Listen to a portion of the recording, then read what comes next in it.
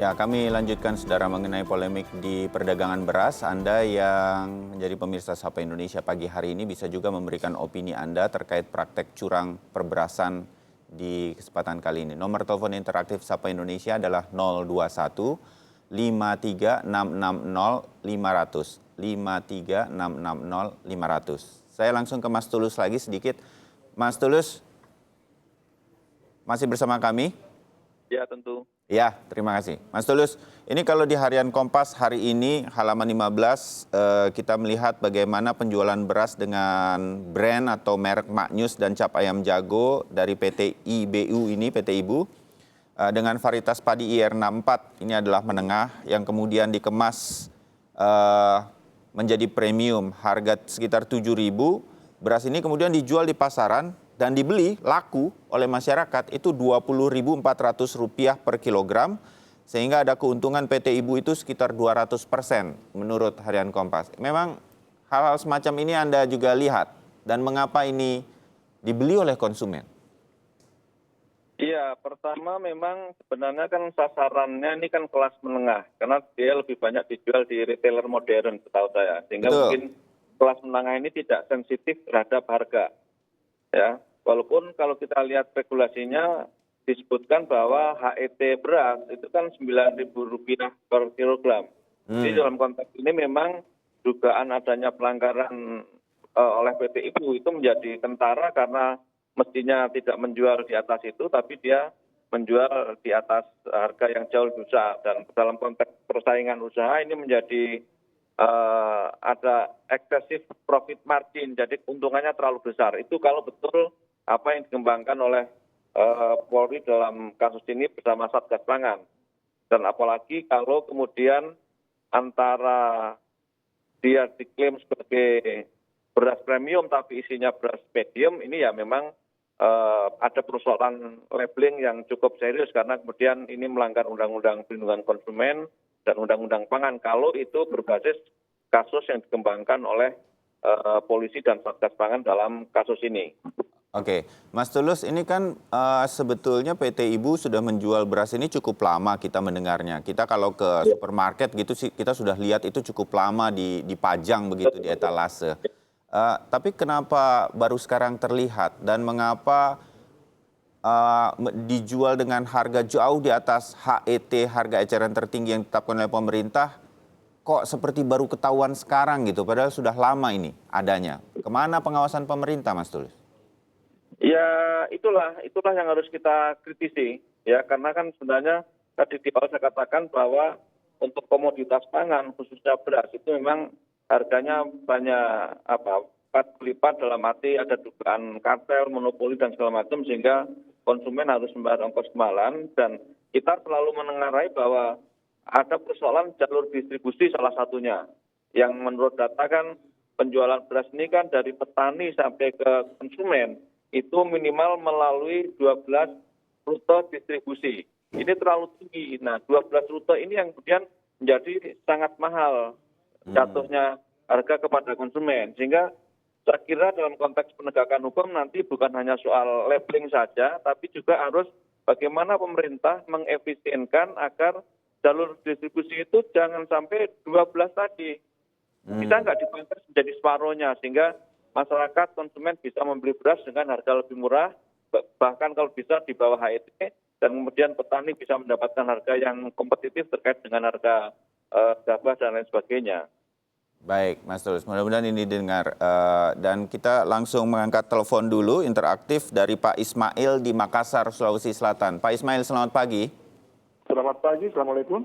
Waalaikumsalam warahmatullahi wabarakatuh. Singkat padat Pak Ismail, silakan. Ya, singkat. Jadi sebenarnya beras Maknyus itu di Makassar itu telah banyak juga, tapi kan bagus. Ya. Ya, jadi beras Ibu itu di Makassar itu, apalagi saya kan udah perguna itu kurang lebih 5 tahun. Oke. Oh, Bapak jadi pelanggannya nih ya, Bapak konsumen pembeli beras Iya, Maknyus. kita konsumen. Jadi Ya. kualitas bagus, nggak diragukan. Iya kan? Menyangkut masalah harga di Makassar itu sangat bersaing. Cuma yang saya heran, kalau di Makassar di sini banyak yang kayak begitu juga, dioplos. Maknyus itu lebih bagus daripada itu beras yang ada di Makassar. Ya. Ya, cuma saya heran kok yang dia yang diobok-obok. Sedangkan di Makassar juga banyak yang kayak bukan bukan gitu lagi. Beras dari masyarakat itu joplos, diapain gitu aja Mas. Pak Ismail, Nah, sedikit saja karena Bapak konsumennya begitu ya. Saya sendiri bukan pembeli beras ini. Menurut Bapak bagus itu seperti apa Bapak menilainya? Ya, jadi saya menilainya dia kualitasnya bagus, bersih lah gitu. Nah, terus saya kan pakai 5 tahun pakai. Nggak ada yang dimaksud itu segala macam. Itu nggak ada. Jadi saya heran. Itu. Jadi kadang-kadang persaingan dagang, kadang-kadang orang udah bagus kualitas ini ya, dia bawa kayak gitu. Makanya kami heran di Makassar. Oke, Pak, bahwa diketemukan oleh tim Satgas juga YLKI mengatakan berasnya ini sebetulnya varietas biasa menengah IR64 yang harganya hanya 7 ribuan dijual sampai 20 ribu. Bapak tidak masalah mengenai itu ya? Tidak masalah, karena kenapa? Orang kan bisa ngomong seadanya semua gini-gini, tapi kan kenyataannya nanti akan hilang juga nantinya itu, yang persoalan itu. Ya, baik. Pak Ismail, terima kasih sudah bergabung di Sapa Indonesia dan menyampaikan. Terima kasih buat Kompas. Assalamualaikum. Ya, opini. Waalaikumsalam warahmatullahi wabarakatuh. Nah, nanti saya juga ke Mas Tulus. Berkaitan dengan ini, bagaimana Pak Agung?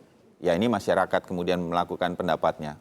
Ya. Kalau dari dalam hal ini Satgas dan kepolisian? Ya, sebagaimana saya menambahkan apa yang disampaikan oleh Pak Tulus, kita tidak hanya masalah label, tapi masalah perbuatan curang atau mencurangi petani, pedagang, penggilingan beras, bahkan konsumen, itu menjadi bagian dari penyidikan kita, sehingga kita terapkan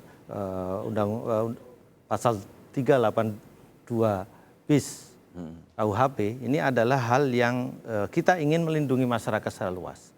Kita ingin masyarakat terlindungi, tidak hanya masyarakat petaninya, tapi pedagangnya juga, penggilingan beras yang kecil itu juga terlindungi. Karena kita juga mendalami tentang hal itu, bahwa materi kita tentang persangkaan itu akan kita nanti buktikan bahwa hal itu berimpact sampai hal itu. Ya, bagi Pak Agung di kepolisian tentu ada undang-undang yang harus ditegakkan. Itu yang sekarang dijalankan ya. Mas Tulus, sedikit dari apa yang disampaikan Pak Ismail dari Makassar yang tidak keberatan sebetulnya harganya mahal, tapi memang dirasakan berbeda, berasnya itu lebih pulen mungkin dan lain-lain. Nah, kalau hal-hal semacam ini Anda melihatnya seperti apa? Iya, memang kalau saya monitor di media sosial, masyarakat juga mengatakan sebenarnya tidak ada persoalan dengan beras yang dijual dengan Maknyus dan merek yang lainnya. Ya. Karena memang kalau kita melihat fisik, pertama beras merek Maknyus dan lain-lain ini kan sudah mengantongi SNI.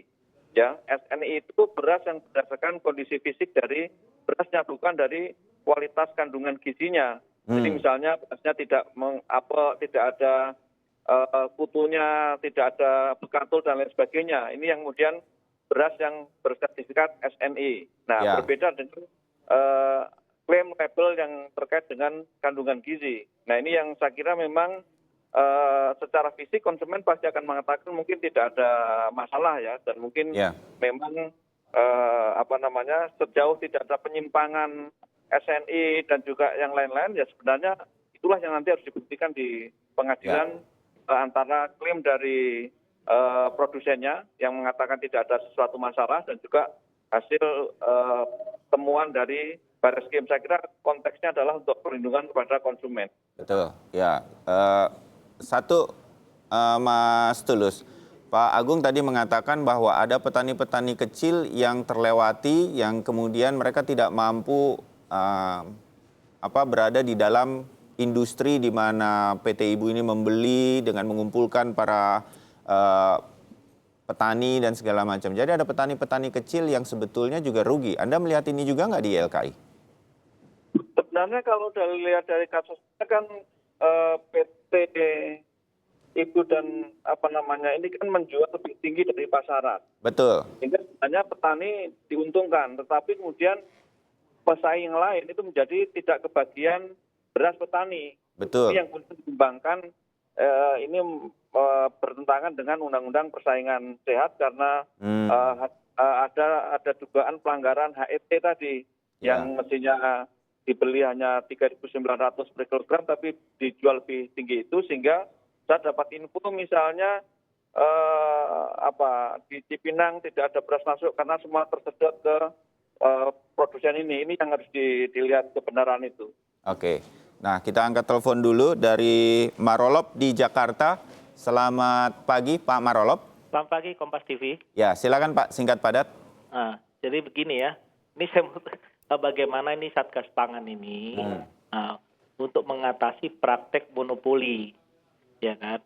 Kan kemarin sudah disampaikan itu, seperti tadi Pak Tulus sampaikan, mereka memonopoli dengan membeli harga lebih tinggi dari yang ditetapkan pemerintah. Kalau nggak salah Rp1.000 ya.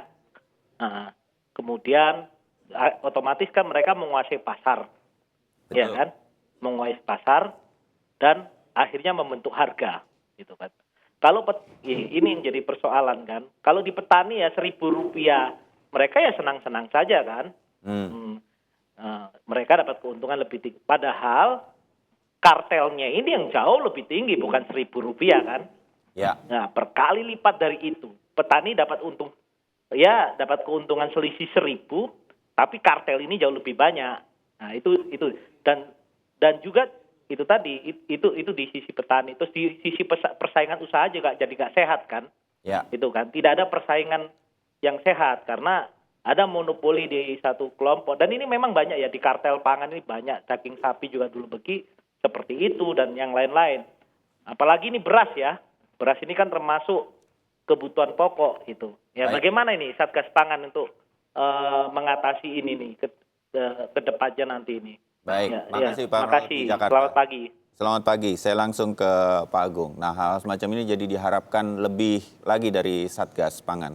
Ya, konsep tentang ekonomi berbagi rasanya sudah diimplementasikan di Indonesia dan itu bisa diterima.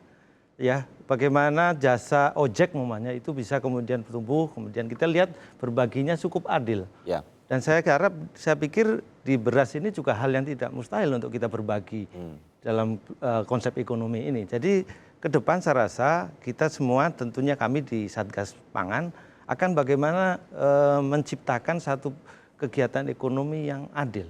Kita akan harapkan dapat mendistribusikan keuntungan ini secara adil kepada petani, kepada pedagang beras, kepada penggilingan beras, kepada konsumen. Jadi ini sebetulnya aturannya sudah ada, undang-undangnya sudah ada dari pangan, perlindungan konsumen dan lain-lain, tinggal kemudian diterapkan dan semua diingatkan dengan kasus ini. Begitu saja ya maksudnya ya Pak. Mas Tulus, sedikit dari Anda melihat ke depan ini, kalau dari Anda tadi menganalisa memang ada beberapa hal, distribusi lah dan segala macam.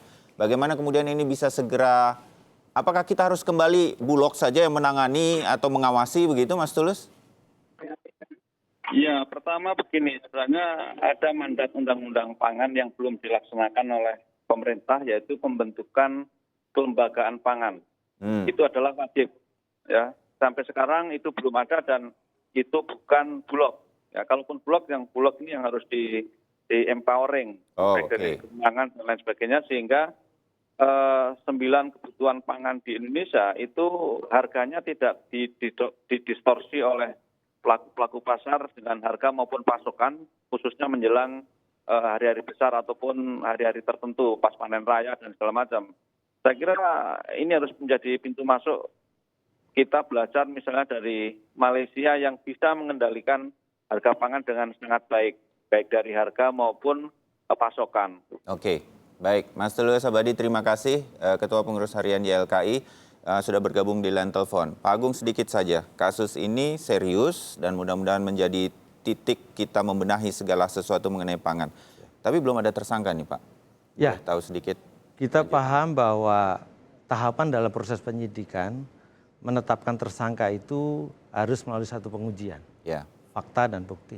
Kita sedang menguji fakta-fakta tersebut. Termasuk memanggil berbagai pihak. Ya, hari ini beberapa pihak kita periksa dan kita akan secepatnya melakukan gelar perkara penetapan tersangka. Baik, termasuk dari PT Ibu hari ini juga akan dipanggil? Ya. Oke.